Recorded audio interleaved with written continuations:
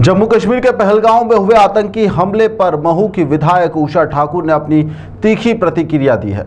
विधायक ठाकुर ने यहां पर कहा है कि जो लोग कुरान की बात करते हैं उन्होंने ना तो कुरान पढ़ी है और ना ही उसे अमल में लाया जा रहा है और ना ही इसे अपनाया भी जा रहा है। यह मोदी का भारत है। अब आतंक पर केंद्र सरकार चुप नहीं बैठेगी और इसको लेकर करारा जवाब भी दिया जाएगा। क्या कुछ उन्होंने कहा है, चलिए आपको सुनाते हैं।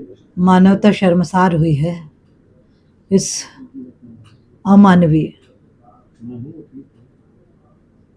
जो घटना हुई है, उसके लिए बिल्कुल हर देशभक्त की आत्मा आहत है।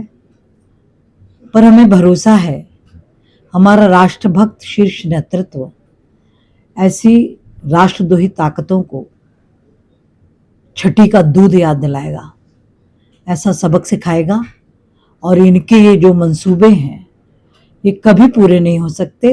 ये देश की एकता और अखंडता को चुनौती देने का जो दुस्साहस कर रहे हैं, ये दोबारा सिर उठाने की स्थिति में भी नहीं बचेंगे, क्योंकि ये मोदी का भारत है। शीर्ष नेतृत्व हमारा राष्ट्रभक्ति और राष्ट्र निर्माण के लिए संकल्पित है। तो सभी देशद्रोही अपनी चिंता अब कर लें। दीदी, कई बार देखने में आता है कि कई इस तरह की घटना घटित हो जाती है और लोग कहते हैं कि भारत में हिंदू मुस्लिम सिख सब भाई भाई है। उन लोगों को क्या कहना चाहेंगे इस घटना के बारे में? उन लोगों को यही कहना चाहेंगे कि आप अपनी आत्मा की गहराई और सच्चाइयों के साथ इन घटनाओं का विश्लेषण कीजिए और फिर आपके क्या विचार हैं वो समाज को बताइए। सेक्युलरिज्म की बात की जाती है विपक्ष के नेताओं के, आतंकवादियों का कोई धर्म नहीं होता, उसको लेकर क्या कहना चाहिए? आतंकवादियों का तो धर्म सिर्फ आतंक फैलाना है और उनको सबक सिखाना समर्थ सक्षम केंद्रीय नेतृत्व को आता है।